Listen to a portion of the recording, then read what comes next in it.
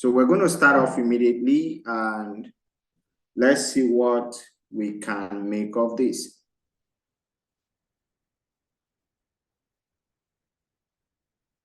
We're going to start off immediately. So if you're with me, you can just drop in the comment section that you're there.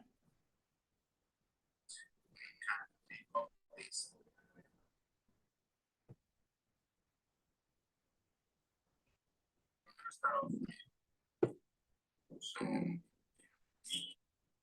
can just drop in the comment section.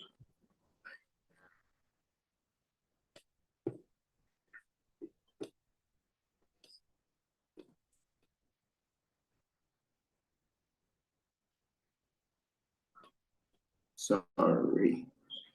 Okay.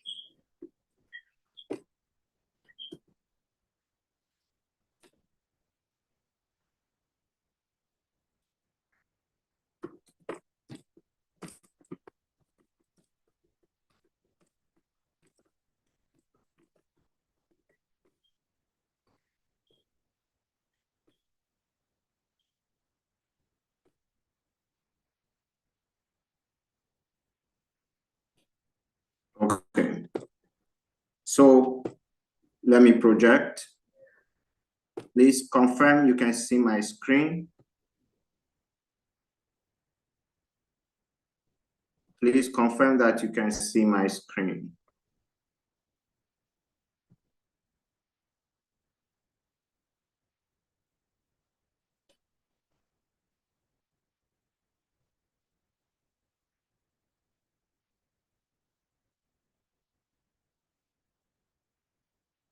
Okay.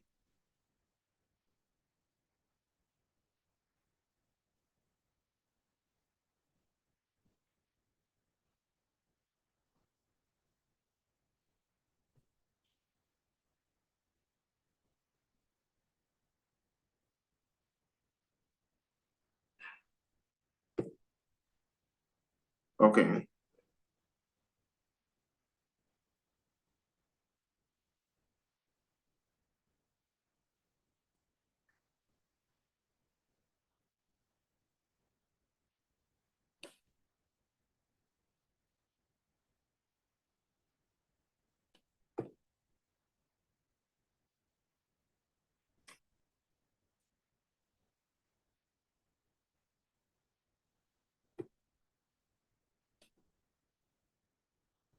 Hello, please confirm you can see my screen, yeah?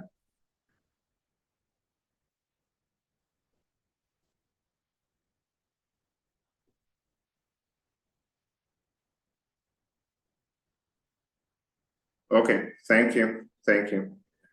Thank you. So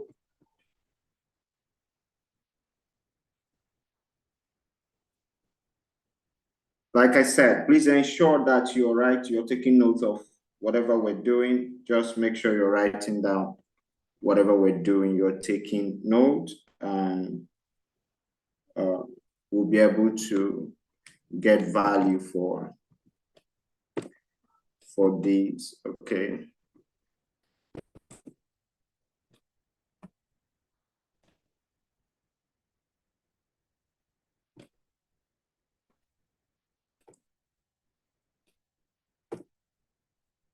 All right.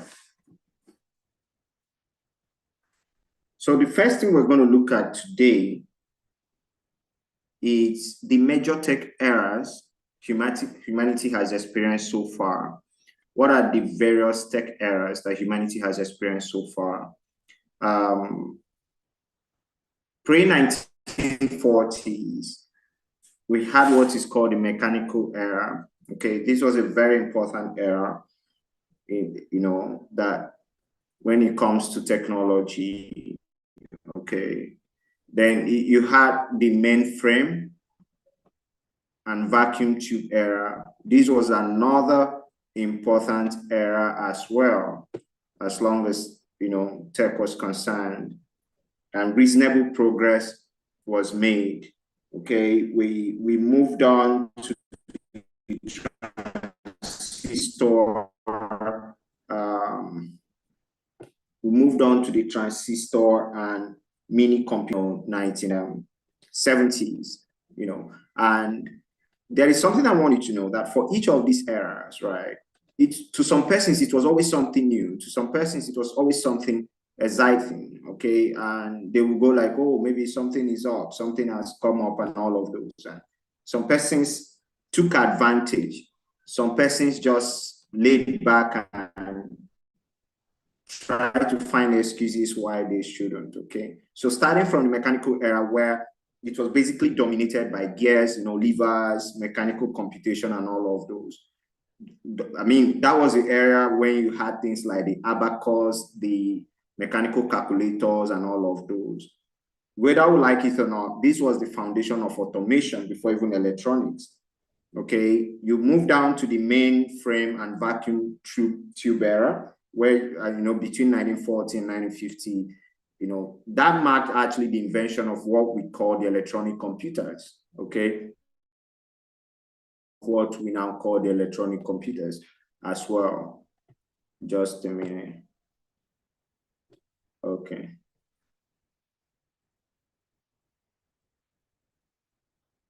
Sorry. All right, so that marked that particular era. Then we had the transistor and mini computer era. We had the personal computer. You had the internet and .com era. Okay, the internet and .com era. That was the rise of the World Wide Web. Where you have the WW revolution. And that's revolutionized the communication, commerce, and information sharing. In short, the .com boom was, we had that buzz between, I think, around 1995 to 2000, 2001, where we now begin to see email, search engines like Google, Yahoo, and even e-commerce. The rise of e-commerce, Amazon, eBay, Jumia, that Alibaba, and all of those. All these began to shape and reshape our daily lives. Okay, we moved down to what we call the mobile and social media era, between 2000 to 2010, where we began to see smartphones, iPhones, Android, put computing power in everyone's pocket. Okay, mobile apps changed everything, how we work, play, shop, connect. I mean, it changed everything. It's changed how we're having trainings right now. We don't all need to be in the same physical place to do all of those. And of course, we had the social media, Facebook, Twitter, Instagram, WhatsApp come on board, and yeah. Coming down from 2010, we started experiencing what we call the cloud and big data era. Okay, that is why today you're hearing data analytics as a thing. That's why data analytics today is one of the in-demand tech skills, okay? Because of that era, there was a shift from local storage to cloud computing, what we call in tech space, like AWS, Azure, Google Cloud, and all of those, right? There was explosion. Basically, businesses began to make decisions based on emotions, okay? And it was still in this era that we had the rise of what we call, what's it called now? SaaS, software as a service, okay? It was in this era. And then from 2020 to where we are now, we're now in the AI era, basically. Artificial intelligence, is now, of course, at the center of tech. Whether I like it or not, it is transforming industries from automation, decision-making, creativity, healthcare, finance, education, and more, right? Technologies like ChatGPT, as we have it today, or Copilot, we're going to see all that later, and so many other AI driven productivity tools. Okay, and let me add this. It's very important that this era is about what I would call intelligence augmentation, not just computation, right? It's really about intelligence augmentation. Now, it is important that I run us through these eras so that we can at least be able to understand where we're going. And like I said earlier on, you need to prepare your mind to know that, oh, I'm into something already. I'm in for something. And because of that, there is need for me to be able to understand at any point in time. Sorry.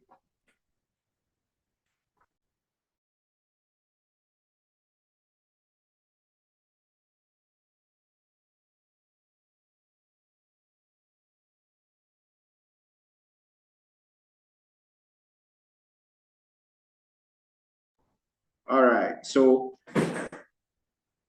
let's look at how do we have people adapt to new technologies? Because right now, you might think that, oh, we have people, oh, everyone is talking about AI. Doesn't mean that they've adapted to it. We have what we call the innovators. These people make up just about 2.5%, just 2.5%.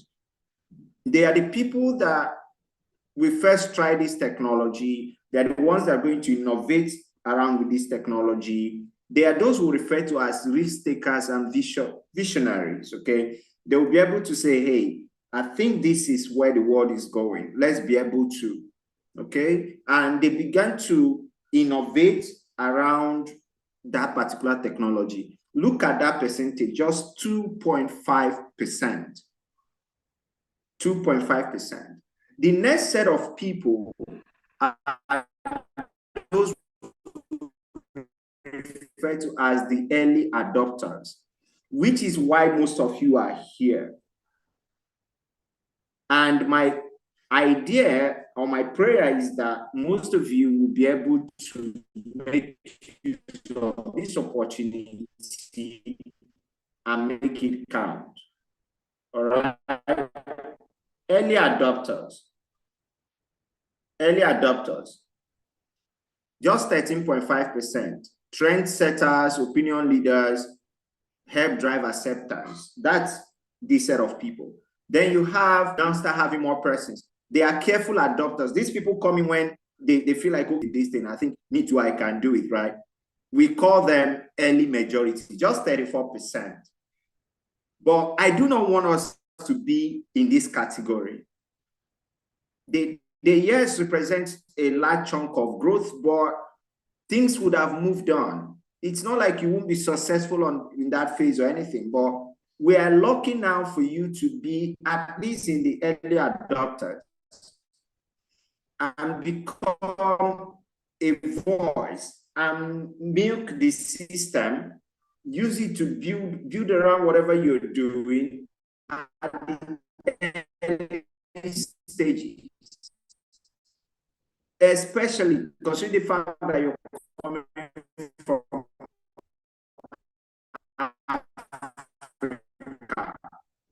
right? Where, whether we like it or not, you're going to be more on the consumption side, how you can consume wisely.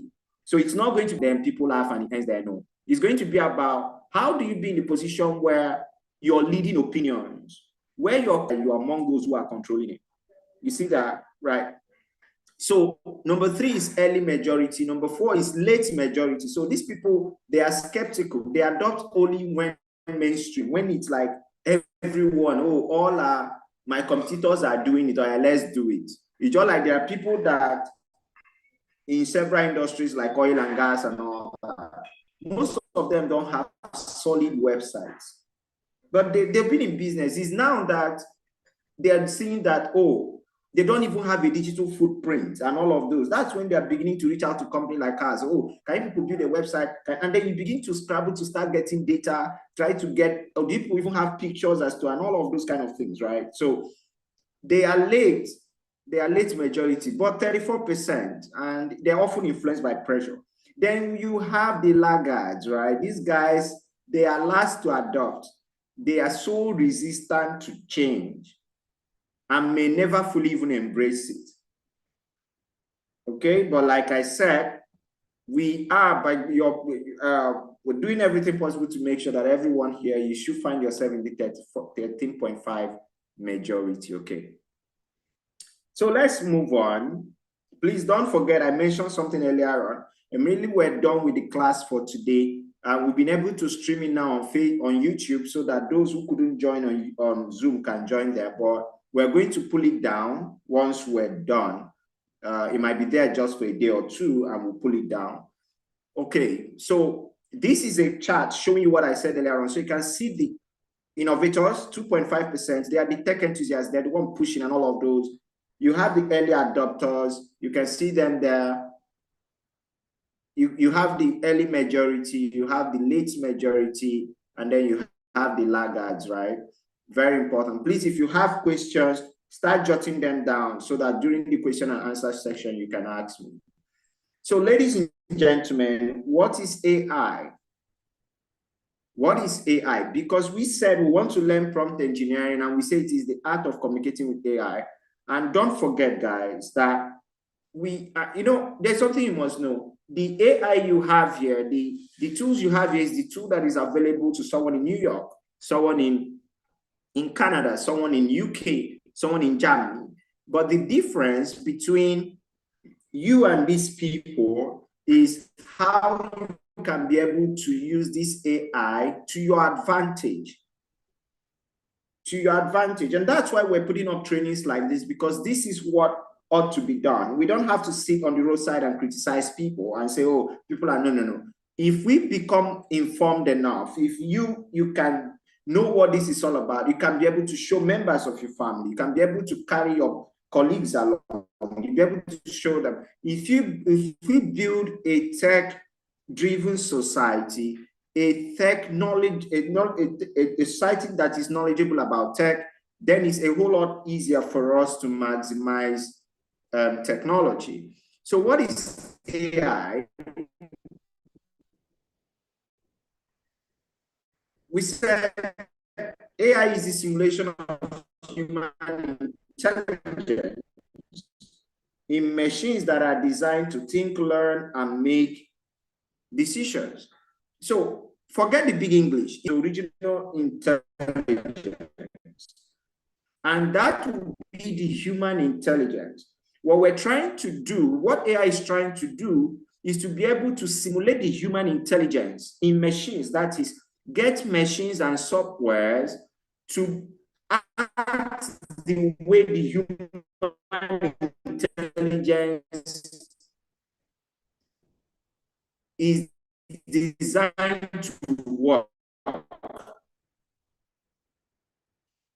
The human brain is a very, very powerful component. So much so that almost all of us here, no one is using up to 10% of nobody. Our brain is that powerful. So we want to be able to simulate the human machine,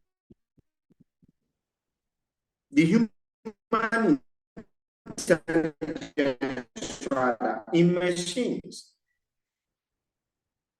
and design it in such a way that they think, they learn, and make decisions the way human beings were supposed to. And let me tell you this.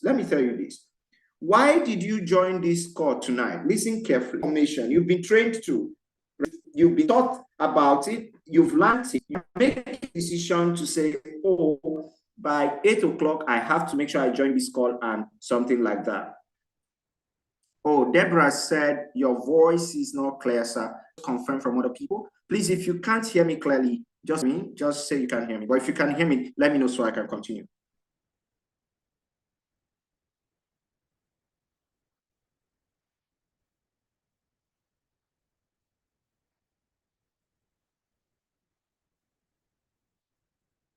All right. Ibito said it was breaking. Oh, okay. Alinko, you would have spoken up a long time ago. Okay, but can we all hear me now?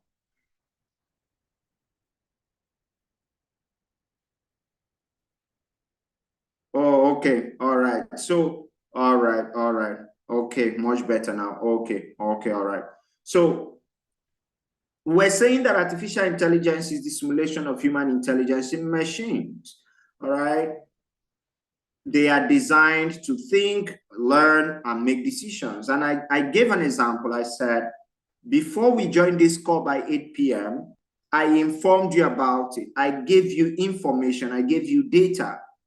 We have training by 8 p.m. You learned that data. You took in that information. You learned it. You started thinking about it. It's okay. I have to join this call by 8 p.m. By 7:30, you started making sure everything was okay. If you were on the road, you started rushing home and all of those.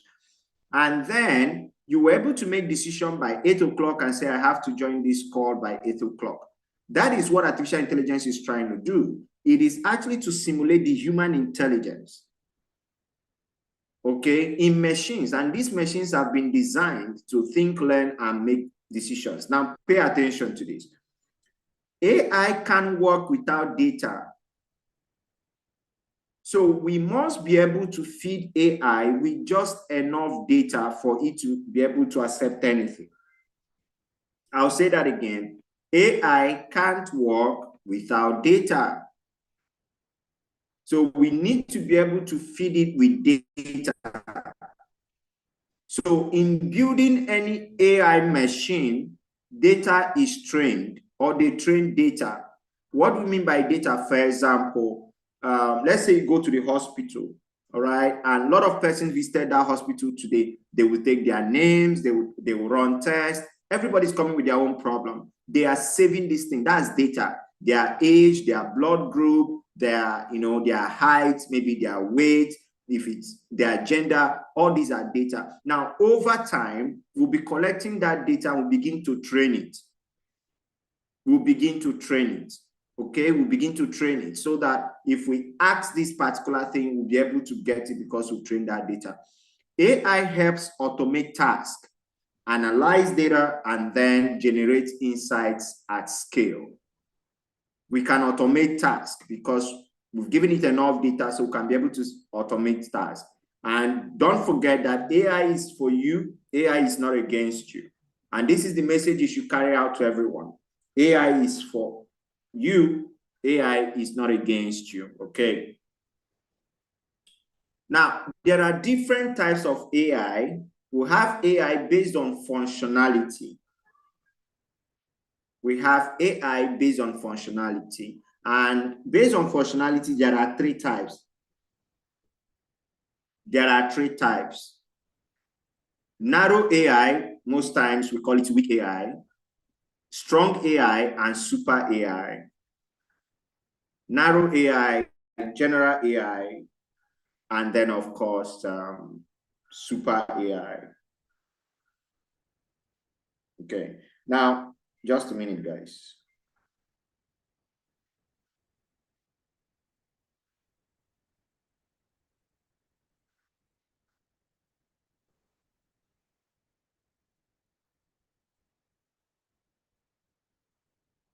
Please, sorry.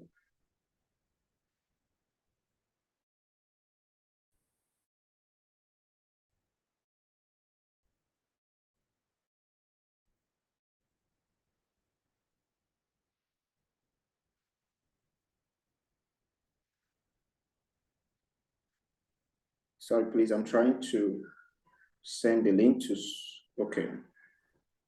Guys, confirm you can hear me. If my network is breaking again, confirm you can hear me loud and clear. Oh, thank you, Vicky. Vicky said, all right, it beat to say, Boma, thank you. All right, thank you, Brother Jonathan, thank you. All right, so let's proceed. We have weak AI, strong AI, and super AI. So the weak AI is focused on a single task. For example, Siri, we all know Siri, right? Or Google Translate. They are just focused on a single task. We call them weak AIs. But now you know that they are AI. And that is the beauty of this training. So you know that there are different types of AI. You have AI based on functionality. And under AI based on functionality, we have three of them. Weak AI focused on single task, example Siri. Then you have general AI, which is focused or that can perform intellectual tasks like humans, still under research and is coming up. Then you have the super AI. This one is hypothetical. It's supposed to surpass human intelligence and it's being worked on. is being worked on, right? However, based on application, we have 4 types. We have generative AI. This type of AI creates new content, text, images, music mode, and all of those. Music code. And we have ChatGPT, Midjourney, and all of those today. We'll call them generative AI. Why are they generative? Like, we can use it to generate things, just like that. Then we have the ones we call the agentic AI. These ones are built to be able to perform tasks, autonomously.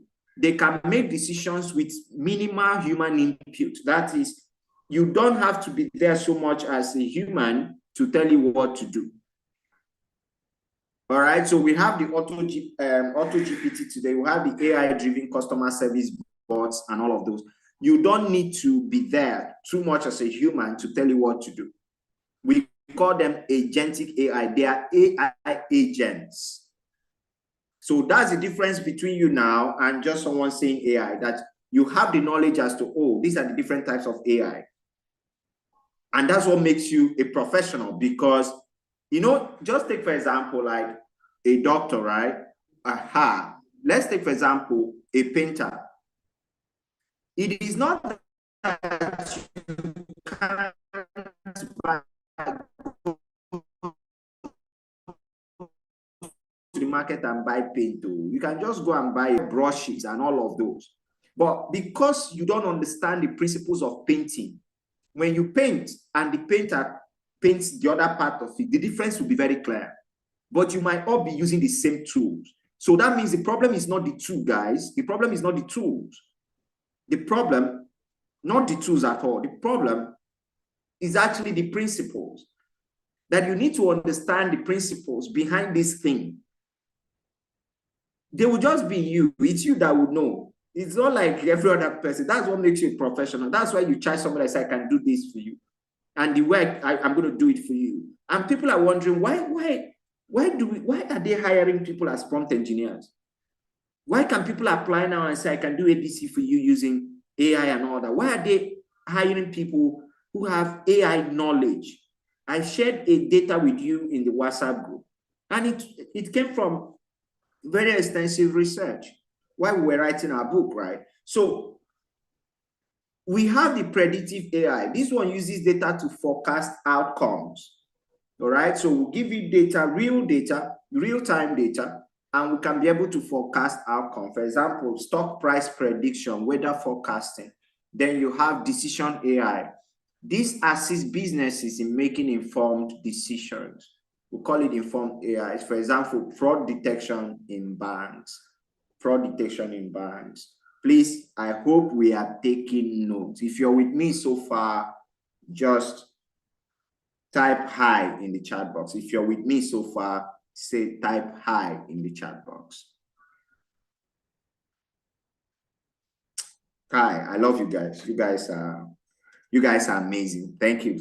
So I can go ahead and give you my best, Abi. All right, let's go. So these are types of AI. So let me see who's been listening. I said there are 2 types of AI, and I broke it down to 2. We have AI based on what? Yes, who can tell us? I've removed it from the screen. So now we'll have, I broke down the 2 categories. Functionality, thank you. Then the other one, based on what again? Thank you. Functionality and application. Brilliant. So let's move on, guys. Let's move on. What are the practical applications of AI? Very simple. We'll not waste time on this slide so much. Business and marketing, because as we go on this training, you will find your area, right? You find your area, and I must make sure you take something, like you take something for your own at the end of this training and say, see, for my own, this is what it is, and I'm going with it with respect to this training, right? Business and marketing. Today, we have customer support chatbots, personalized ads, sales predictions. They are enabled by AI. So they don't even need to have somebody stay there, right? there are people today that the kind of marketing content that they are creating is because of AI, because of marketing content that they are creating. Okay, they can predict sales. You're going to see how, especially those of you in business, you should know, you should be able to know now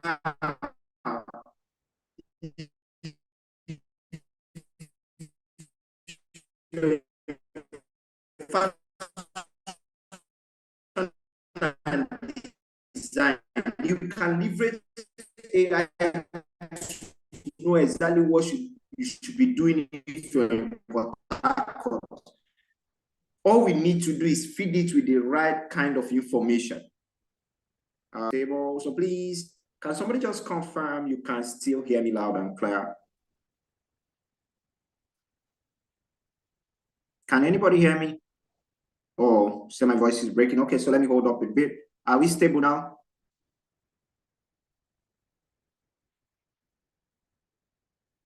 Okay. All right, Bube, thank you. Please.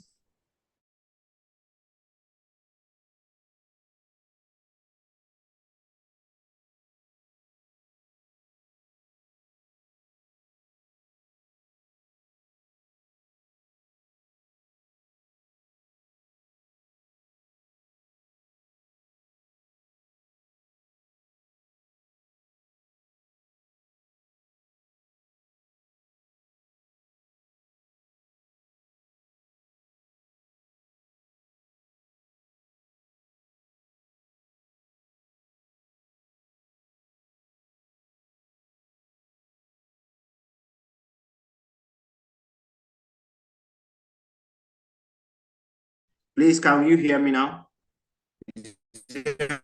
A lot better.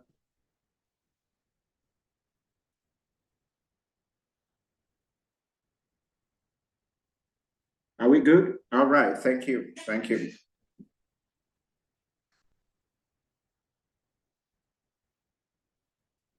Okay.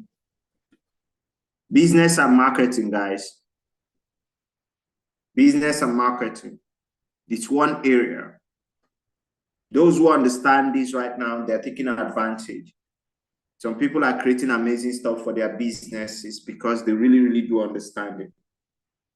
Okay? Business and marketing, one solid area right now. Healthcare. Healthcare, in short, as you can see, lots of health startups are springing up. AI powered this, AI powered that. Why? Because if we know what we're doing, if you know what to do, you can be able to take advantage, and then you're in for early disease detection, drug discovery, diagnosis, and all of those. So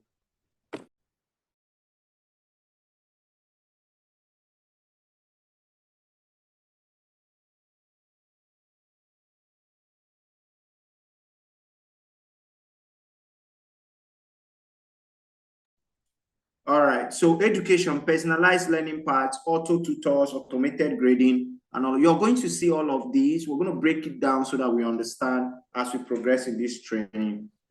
Finance, fraud detection, risk assessment, creative industry, music, people who are talented in storytelling right now, they are doing amazing with AI, designs, generative art, and all of those. Software development, Jesus Christ, like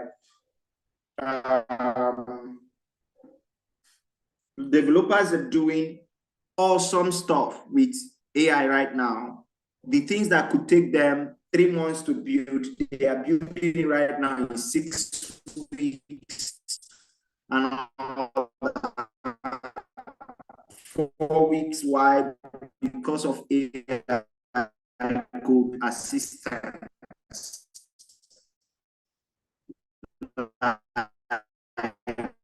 What's it called?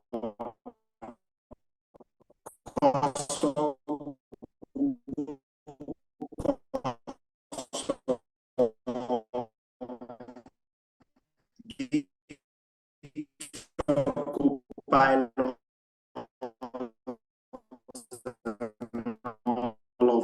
even ChatGPT, you know that AI is not limited to take expert. Let's not make that mistake to think that be projected. If you can see,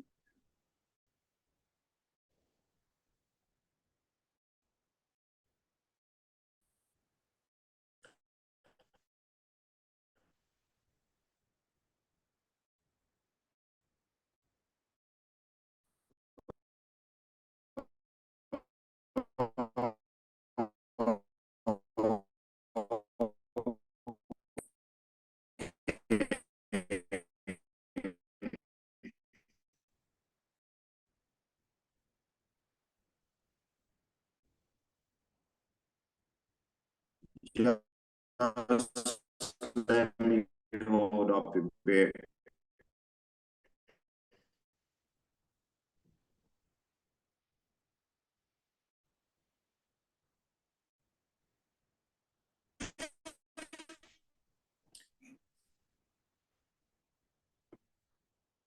Uh, uh,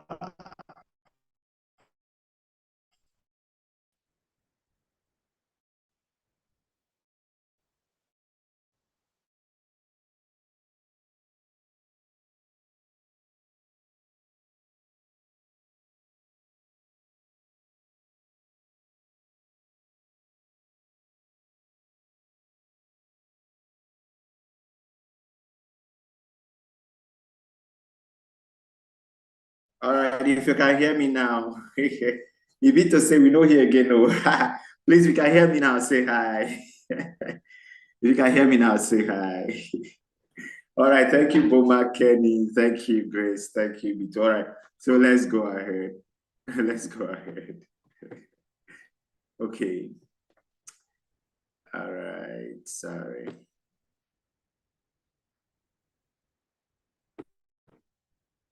Okay. All right. Okay, so we looked at business marketing. So just to make sure that I don't lose some persons, we have 7 of them there. Is there anyone you missed out on while I was explaining it? Just indicate in the chat box. Let me explain it again.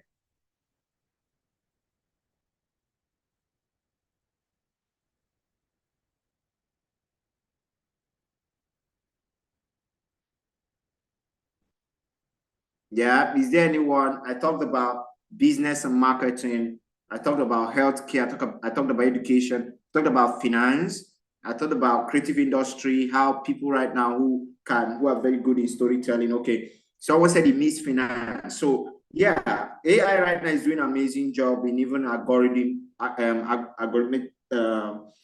trading. Very, very amazing stuff. Even in risk assessment, there are agentic AIs that we have in those areas, fraud detection, a whole lot. Beyond that, financial analysis, there is a whole lot that can be done with AI. And as we proceed in this training, your eyes are going to open to the possibilities in all these areas. Okay, so if you're working in any of these fields, you'll be able to know how to tap in. These are not the only areas. I just started to name 7 of them. In software development, I said that developers today, what would take them 4 months to build, they can build it in 2 months, 6 weeks, depending, because Google Cursor, you have Google Cursor, amazing product right there. AI code assistants that are helping developers do so much. And for those of you that are developers, in September, we have a prompt engineering training only for developers. The chief technical officer at Harvard Tech Hub, Paul, he's going to be handling that. Okay, if you're a developer, trust me, something massively. You guys are going to right there. You're going to see how you can build a full app, but it's open to developers because you need to have knowledge in web development so that you can be able to do anything that you want to do, right? So our everyday life and all. So let's see if we can go to the next slide now.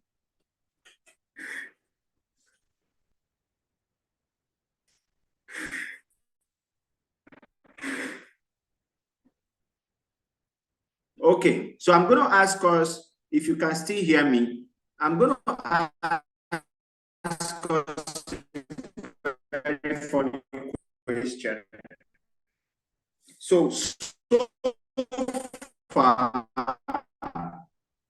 so far, with what I've explained in the slides so far, if you're giving this slide to teach someone else what we've done so far on your own and try to explain, give somebody an idea what we've done so far, on a scale of 1 to 10, rate yourself. Go ahead. I want to see that in the comment section. Rate yourself. From where we started from to where we are now, if you're to try to explain to somebody, if you try to rate yourself on a scale of 1 to 10, how good do you think you can deliver?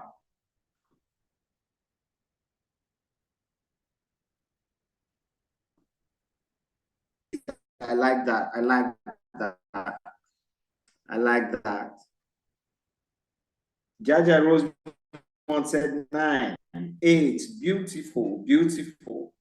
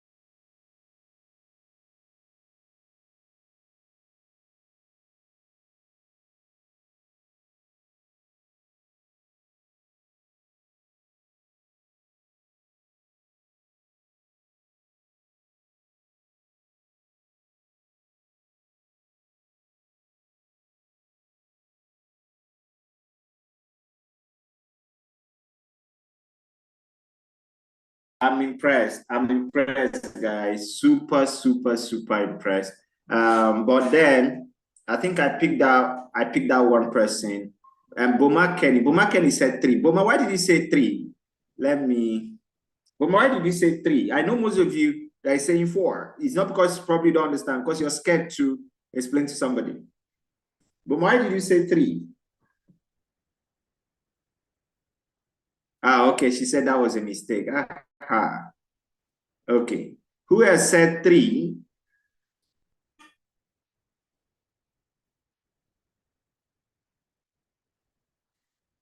Let me catch some people there. Okay. Victor, why did you say 4? Paulo and Tony said 4. Cynthia said 4. Why did you say 4? Let me see if there's something I need to explain again.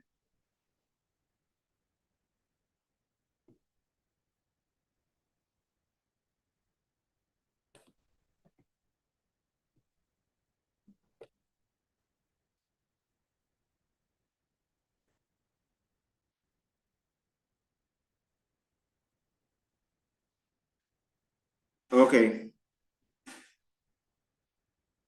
Oh, Cynthia said my network is going on and off. Okay. Carlos, I missed that one beginning part because of my network, so I didn't get everything, sir. So I didn't get. All right. Okay. I get it. I get it. I get it. So, like I said, it's still going to be there on YouTube. It's still going to be there on YouTube for like a day, so you can go and rewatch it before we pull it down. Okay. All right. So let's make progress now. Let's make progress.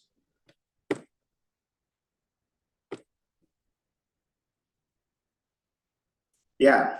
So you can see that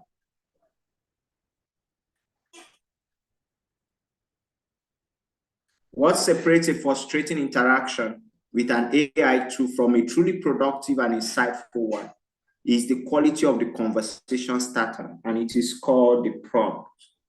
There's nothing else you're taking home today. Take this.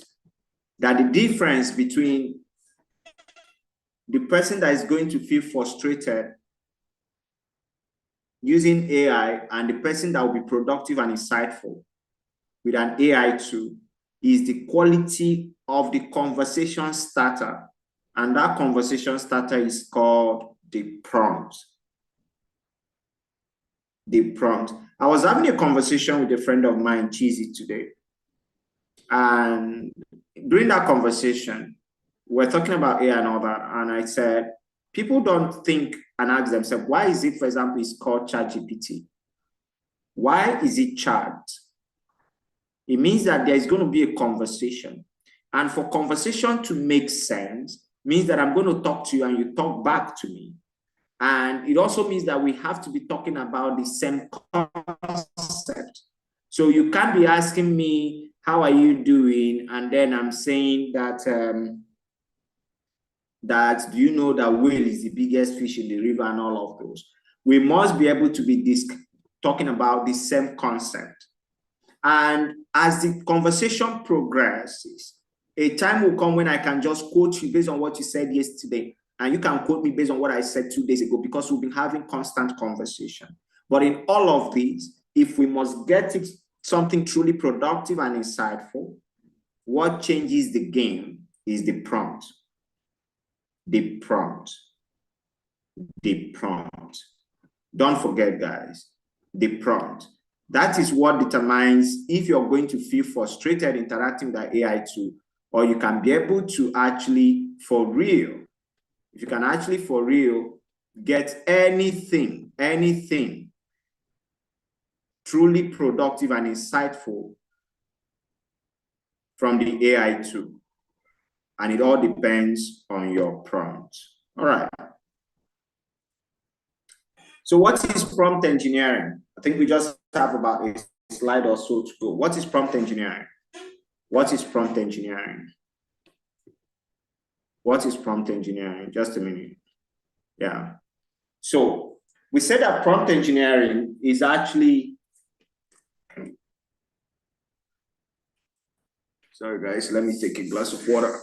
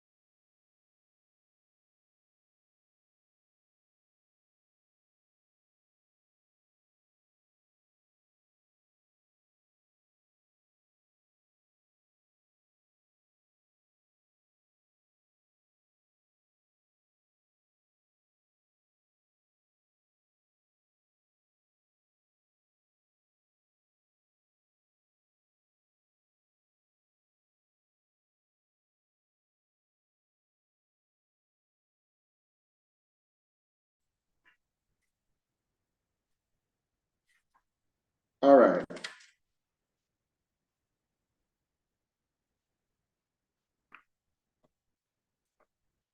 So we actually said that is the art and science of crafting effective inputs. And these inputs are known as prompts. You see how I'm taking it very slowly? Means that it's something I will not want you to forget. The idea is not about the definition, oh, I can define prompt engineering. I mean, that's not it. That's not it. The idea is that you'll be able to understand what prompt engineering is. Remember what we said here. Let's go back here. We said that what separates a frustrating experience, a frustrating interaction with an AI tool from a truly productive and insightful experience is the quality of the conversation starter called the prompt. And that is why here we're now defining prompt engineering as art and science of crafting effective AI models. Guess what? Desired output. Towards generating desired output. I will like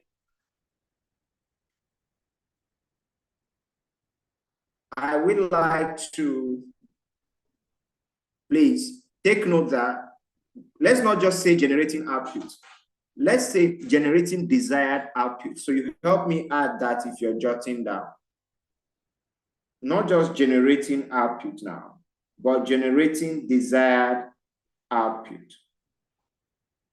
Generating desired output. Thank you. Barry Dura has dropped it in the comment section. Thank you. He said, prompt engineering is the art and science of writing effective instruction to get accurate, useful, and high quality output from AI models like ChatGPT. Right. So that's what prompt engineering is. Is the art and science of crafting effective inputs. Effective input, and these inputs we know them as prompts to guide AI models. Look, see, I chose my words carefully in this definition. I chose them carefully in this definition to guide, and that is why AI is not for lazy people. Thank you. Very important question. Someone is asking, what do we mean by LLM? So LLM, we call them the large language models. Large language models. It's what we're going to be treating from tomorrow. Large language models. That's the kind of question I like. It means you're paying attention. I intentionally skip the explanation to catch your attention, and that means you're there.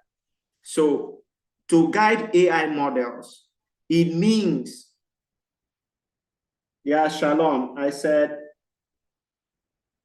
L, the first L there is large, second one is language, M is model.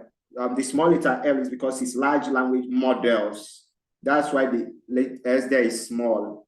So it's actually LLM, okay? So to guide, so it means that AI is not for lazy people. Right? You have to be intelligent to be able to use AI properly. Else you just make a mess of yourself. Because, like I said, your prompt is to guide it. Your prompt is to guide it. Your prompt. So when people say, oh, I want to, they just feel like, okay, let me go to ChatGPT and type it. You will be like everybody. I hope you know that we can all cut our nails, but there's a reason why you go to pay for, what do you call it, a manicure and all those kind of things. Why? There are things these guys have studied. If they give you the same tools they are using, you will not be able to achieve it the way they are. That's the difference. So what does prompt engineering involve? Understanding AI, which is what we started today. Now you're beginning to understand AI, not just because everybody's saying AI, you have an idea. You're becoming more curious. Structuring information. Prompt engineering is saying, don't just give out any kind of information, be able to structure it.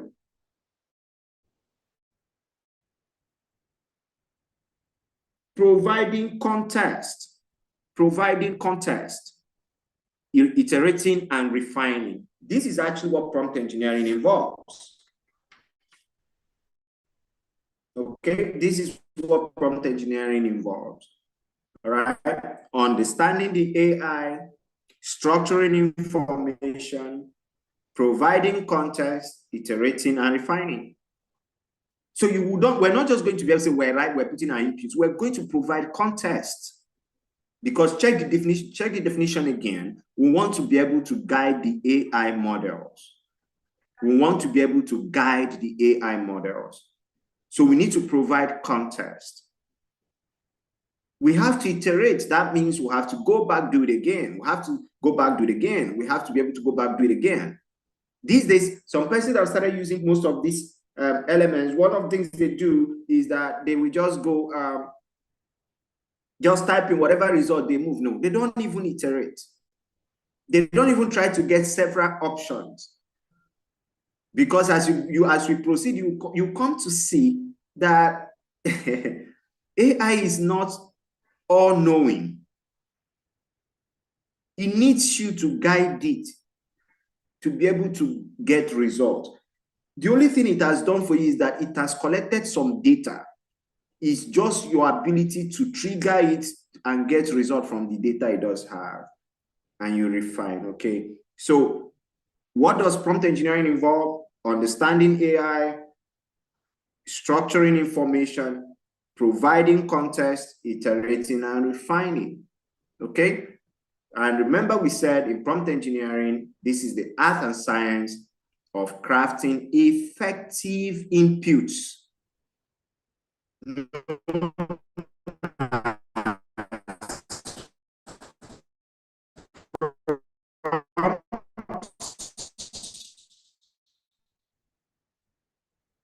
To guide AI models so that it can be able to generate desired outcomes.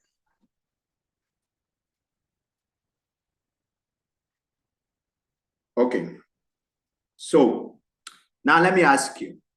I've removed it from the screen, so I'm going to ask you.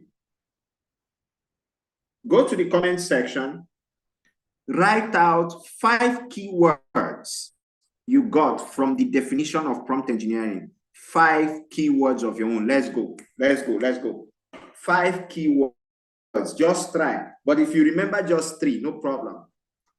In that definition of prompt engineering, I mean, 5 keywords. If you remember these 5 keywords, you can be able to explain the definition I just gave to you. So let's go. Drop 5 keywords. 5 keywords from that definition. Thank you. Ogochukwu say effective input guide. Thank you. Art and science. Crafting, amazing. Desired output. Thank you. Oh boy, yeah. LLM, generate outputs, guide, inputs, I like that. Large language models, desired output, awesome.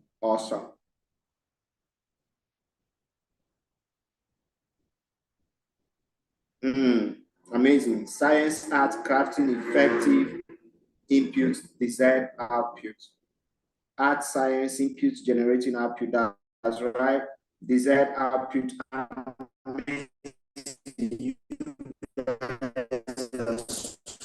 super intelligent, man. So let me go back there so that some of you that's forgotten will see it. So we said, I've gone back there now.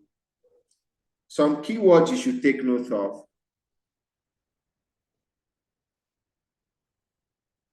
And science, effective input, guide AI models, generate desired output. So take note of all those.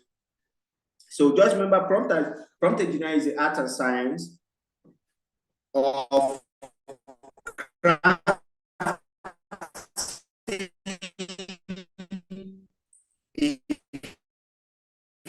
effective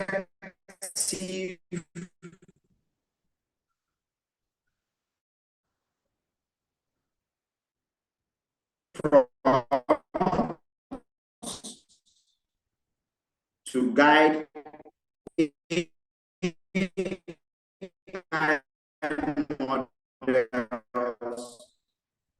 to generate a desired output. Let's do one more exercise. And that exercise we're going to do now.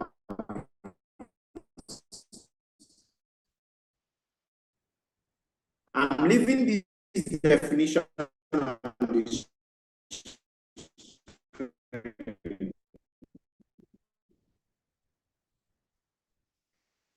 I want you to research.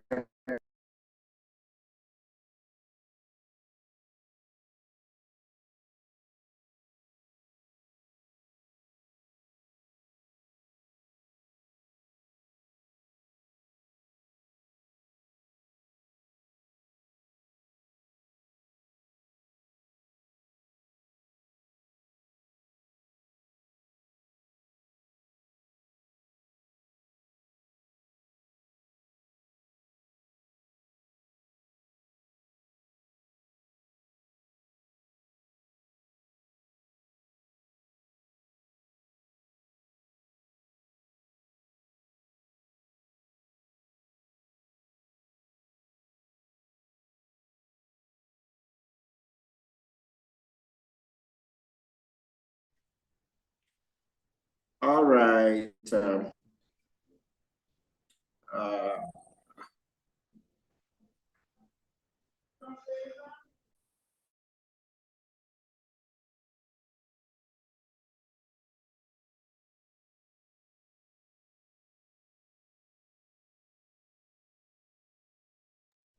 all right. Please, can you hear me now? We're almost wrapping up. So, can you hear me now? Okay, thank you. So, I said you guys did amazing, and that some of the keywords you need to look out for from that definition: art, science, crafting. They said is the art and science of crafting. You know, when they say someone is crafting something, so art, science, crafting, effective input, it's another keyword. And so is the art and science of crafting. Let's say we're designing input, we're curating input, we're creating input to guide AI models. And this input we're creating is called prompt. And we're going to guide AI models towards generating output. So this is what I'm going to give us now. Let's try so we can go to probably our last slide. I want you, you're looking at the definition on the screen. I want you to craft your own definition. Everybody, look at this definition, put your own English, even if you want to use pidgin, if you want to use your language, if you're Mibo, you want to just craft your own definition of prompt engineering. Because my job here today is not to teach you or show you what to think, but my job is actually to show you how to think. And so that you will never feel intimidated or feel that you don't know anything just because someone gave a definition. So now you've understood it. I want you to go ahead in the comment section, drop your own definition. To you, this is what prompt engineering is. Let's go, let's go, let's go, let's go, let's go. Let's go, let's go.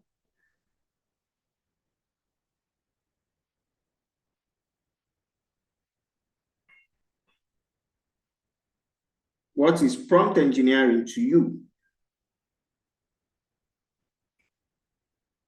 You can paraphrase that thing.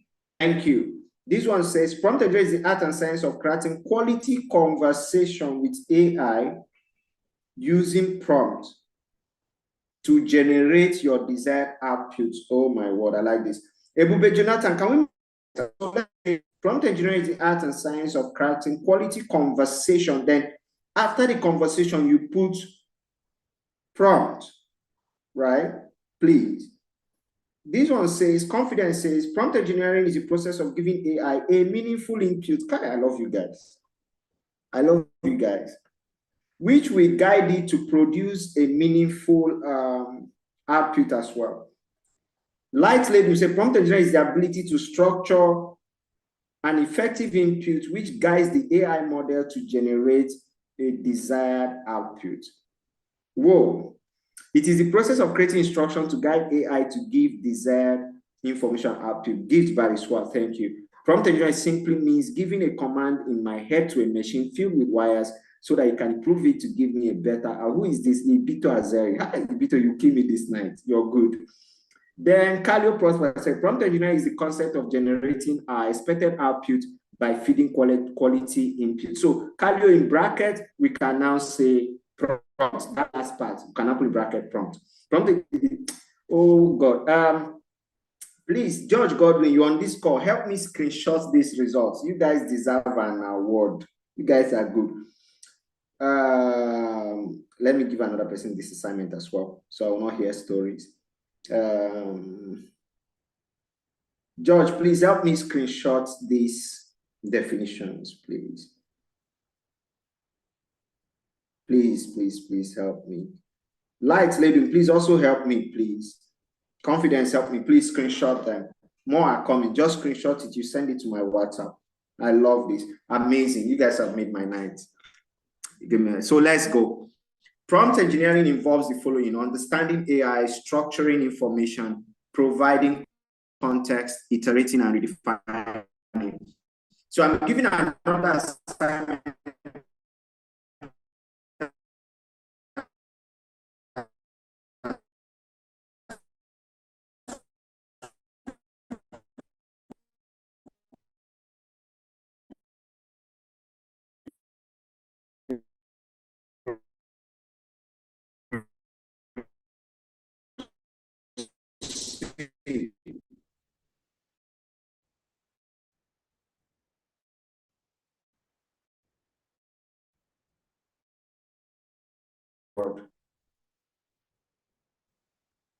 Yeah, Grace. Grace, is this still breaking? Hello, Grace.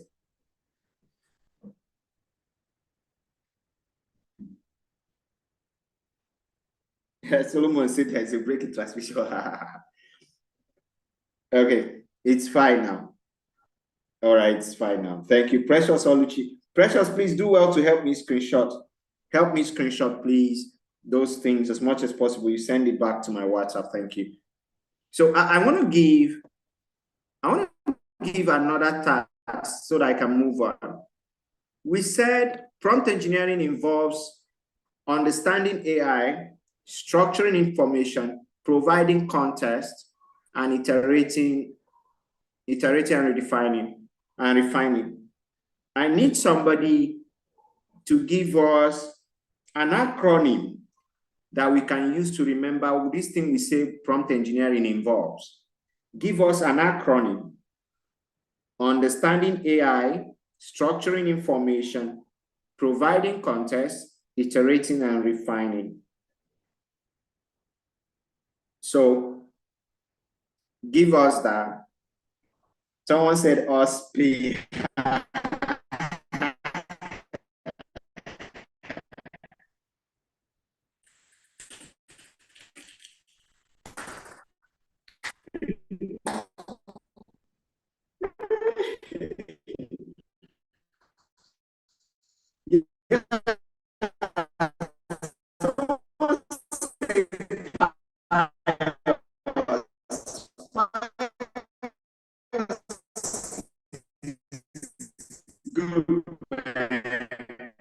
Bias is good. Someone says spin. Oh, someone says spin, but something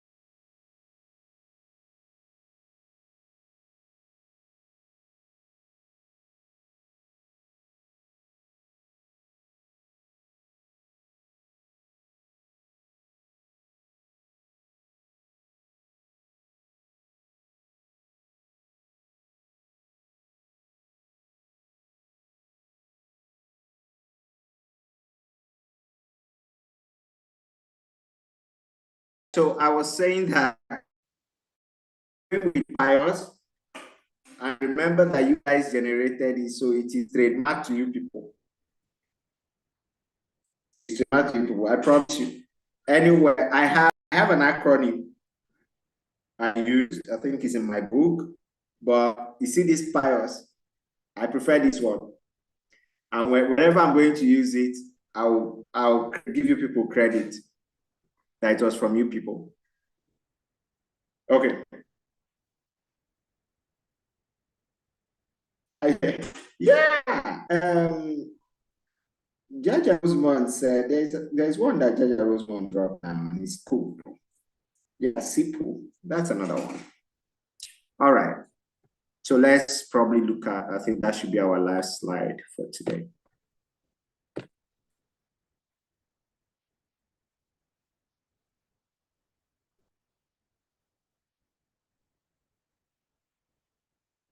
All right. So why is prompt engineering so important? We get superior results. We don't just get results, we get superior results.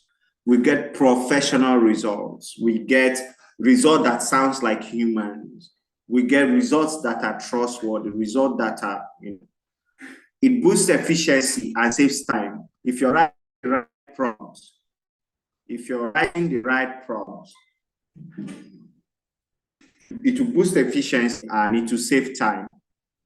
It will save time. Then it will unlock creativity and exploration. Make me very creative, extremely very creative, and unite.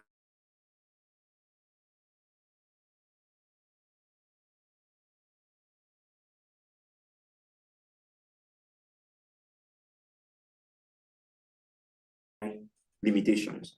There are AI, okay, probably talk about that in the next class or prompt. You'll be able to navigate through those limitations and it will not catch up with you. And that is why prompt engineering is very important. We get superior results, we boost efficiency and save time, we unlock creativity and exploration and navigate AI. All right. Sorry.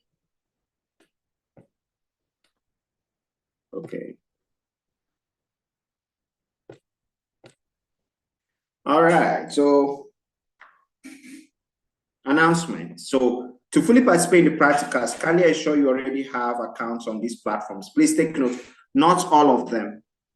At least make sure you have accounts with ChatGPT, Claude AI, and probably Gemini.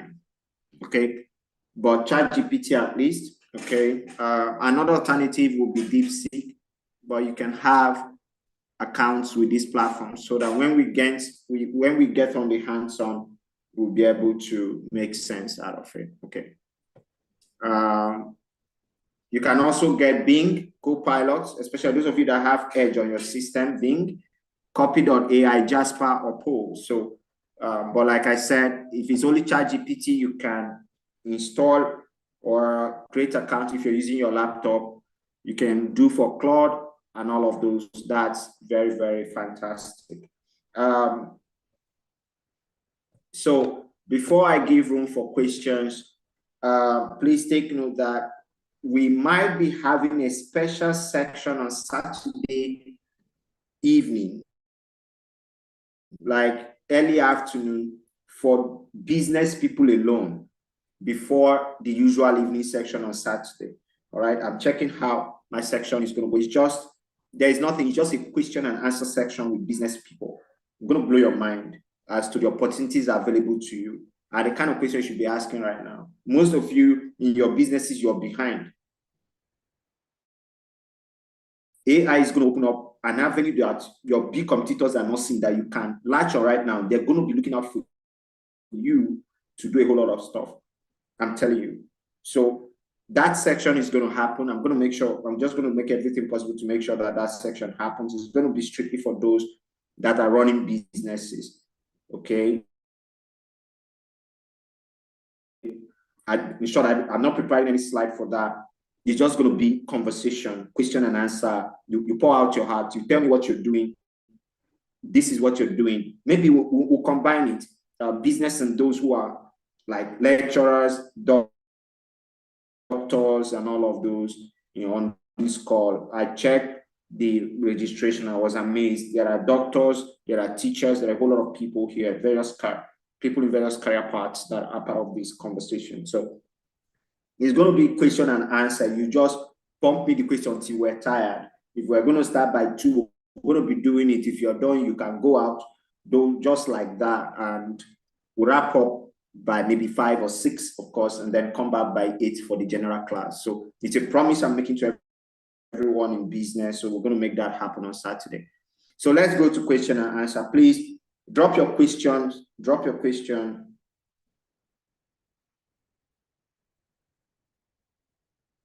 So I'm taking the first question. You said, Sadistu, you asked us to have an account with. Do we need to install their app, or we should log in via Chrome? Yeah, you can.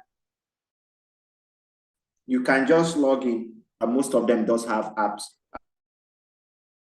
as well that you can install. But I'm giving it to us like that so that you can make a little bit of research. Those are the kind of students I want to have. Students that can be able to make research. Like I said, I'm not going to be teaching you how to think. I want to teach and what to think rather. I just want to teach you how to think. Go ahead and drop your questions, please. Go ahead and drop your questions.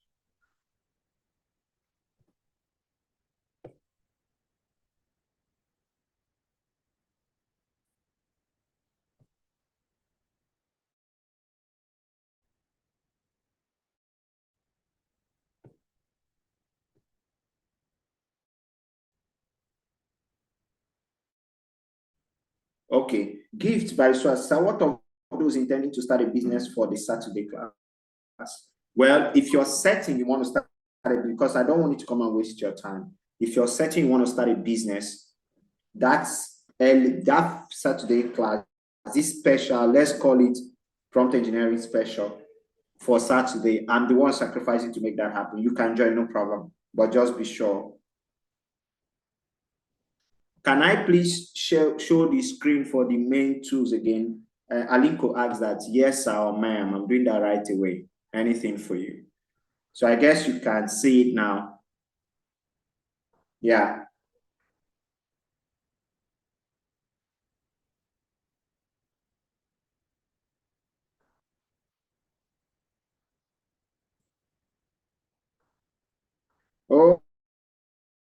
Oh, Peter FS said the acronym PIOS or SIPO stand for what exactly? Somebody should answer that and go, no. Please, somebody should answer him. Victor said, being in the legal practice, though a student, how can I use AI through it? Want to dive into IT law? Fantastic, Victor. Fantastic question. I believe that by next class, Saturday class, I should have answered your question. And I would personally want to have a conversation with those of you in medical practice, right? So when we have a conversation on Sunday, okay, we're going to have an open conversation on Sunday, our last class, I guess. I would like to, but if we don't, anytime from next week, just chat me up. I'm happy that you want to dive into IT law. I'll be more than happy to provide you with all the information and things you need from the tech space to help you succeed as a tech lawyer. We need more of you guys in this space, okay? So you've got me. Can someone, yeah, Deborah, all you day your head. Thank you, Deborah. So Peter FX, Deborah has answered you. So check out Deborah's response. Deborah, what we're saying there is that we can be able to go back, repeat again. Like we can run through the process again. We can just be iterating. We can do the process again and again, and we can refine it. We can say, oh, give us this. Okay, we do this again. So we can iterate, we can go back the same process and then refine till we get the kind of, that's why we say we're generating desired output. And that's why we also say we are guiding the AI model, we are guiding it. So I hope I answered your question, Deborah.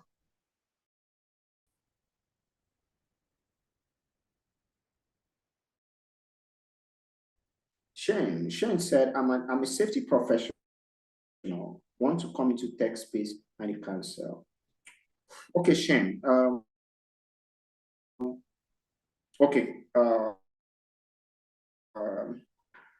Let's do tomorrow if it's fine with you. Do me a call by 5 p.m. via WhatsApp. Please, 5 p.m. on the dot. Okay, 5 p.m. I will put it in my itinerary now. Please. Okay. Oh, this one say, can a data entry specialist? Oh, more yes, so yes. And you should ask me how. Nehemiah said, candidate, yes. So in short, as a matter of fact, I'm a player in the data space. I'm a data analyst, I'm a data scientist. So yes, you can. But Badura said, what is the limitation of AI? Badura, we have a section for that. It's part of the course in this training. So when we get there,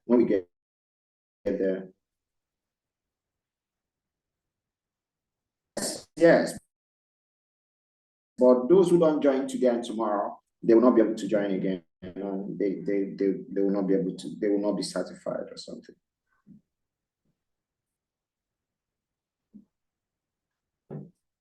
Yes. Solomon, the answer to your question is yes. The answer to your question is yes. The answer to your question is yes. And I believe in the coming days, you'll be able to. Okay, guys, please. I think I've answered that. Please pay attention.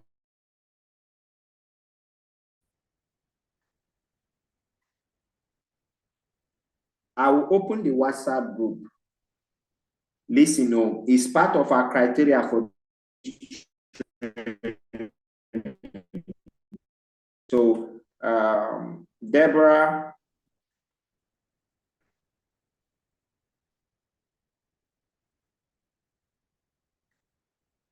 Victor, putting it down tomorrow next, okay? Because like,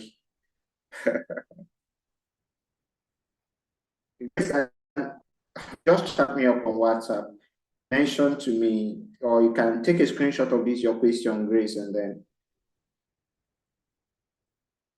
Yeah, Emmy supposed to ask for 30.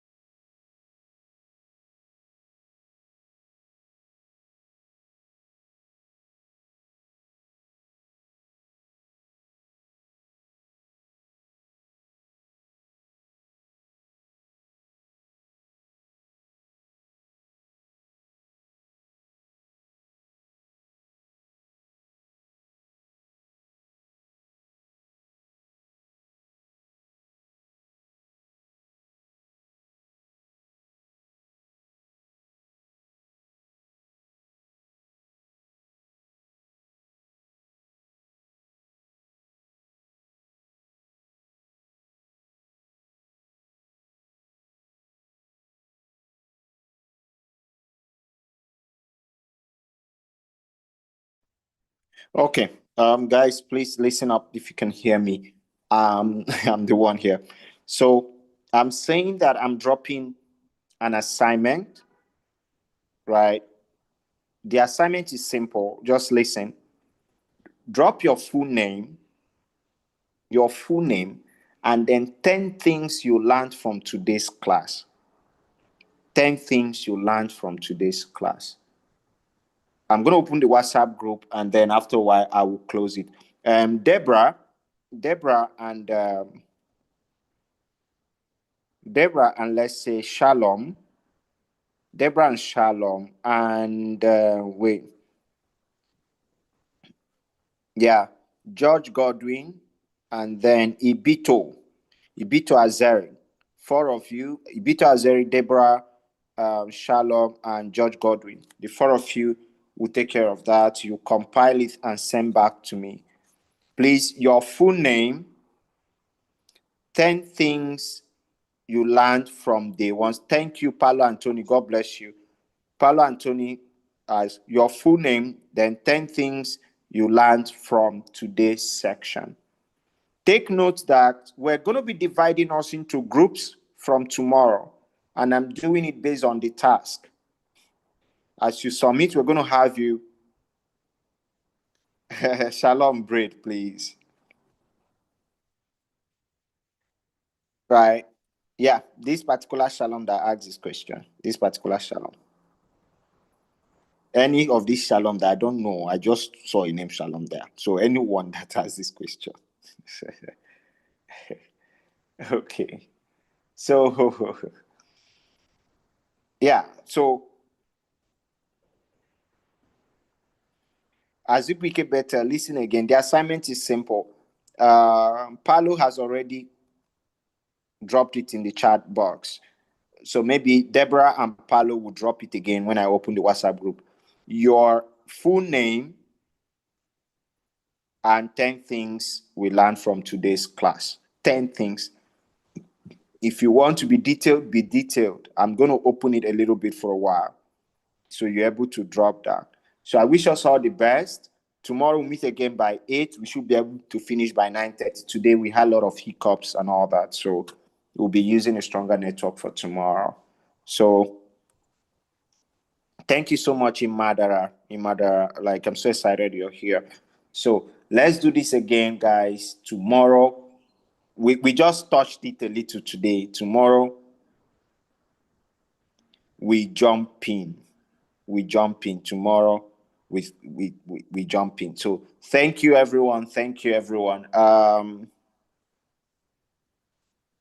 Thank you, everyone. Please, for the prompt engineering playbook, once it's ready, we'll let you guys know. I don't think we're doing e-copies. It's hard copy straight up. It's about it's almost 150-page book, and in that book, you're going to see even what we call the 10 laws of prompting that we crafted, the 10 laws of prompting. We're going to see a whole lot of stuff in that book. We took our time to craft that book, and it's something that you should have. But when we're ready, we'll let you know. Don't worry, it's not something that will put a hole in your pocket. Once you pay, they'll come and deliver it to you. All right. Those of you outside Port Harcourt will make sure you get it as well. But just start saving up. But we'll let you know. We don't want the noise of the book to interfere with our training, because that's not what this training is all about. But yeah, we'll be able to get us in to get the book as much. If you can buy for more than one person, please, I really appreciate. If your organization can buy as many as possible and give to people, I will also appreciate it. So thank you, everyone. Do have a wonderful evening. See you guys on WhatsApp. More tasks will be coming on WhatsApp, but at least you have what to do now. Do have an amazing evening. Yeah, from all of us at Harvox, we love you. We love you so much. See you tomorrow.